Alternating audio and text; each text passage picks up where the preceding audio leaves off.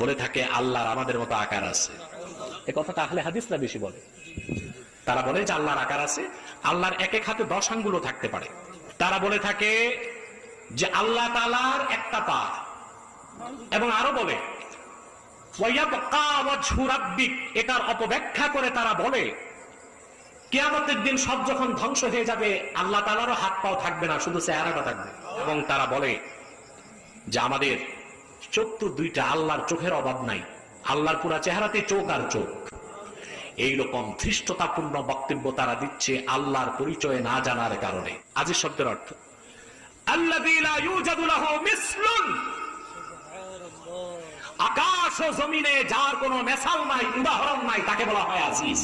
একটা শব্দ থেকে মুহাদ্দিসগণ মুফাসসিরগণ ইস্তেমবাত করেছেন আমার আল্লাহ নিরাকার, সকল আকারের স্রষ্টা আমার আল্লাহ। ইমামে রাজি লেখেন قد أجمع العلماء أن الله عز وجل منزه من الجسم। উম্মতে মুহাম্মাদের সব আলেম একমত আমার আল্লাহ পাক দেহ থেকে পবিত্র, সকল আকারের স্রষ্টা আমার আল্লাহ নিজে নিরাকার। লামাযহাবীরা বলে থাকে কোরআন তো আল্লাহ হাতের কথা বলছেন, তাদের হাতের উপর আল্লাহর হাত বলছেন না। তারপরে ওয়ায়াবকা ওয়াজহু রাব্বিক, তোমার রবের চেহারাটাই থাকবে, মুরাদ জাত থাকবে। তারা বলতে চায় আল্লাহর চেহারা আছে, তাহলে তো আকার তো আছে।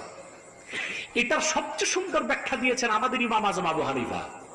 আল ওয়াসিয়া কিতাবে তিনি লেখেন ফালাহু ওয়াজহুন লাইসা কা উজুহিনা ওয়া লাহু ইয়াদুন লাইসা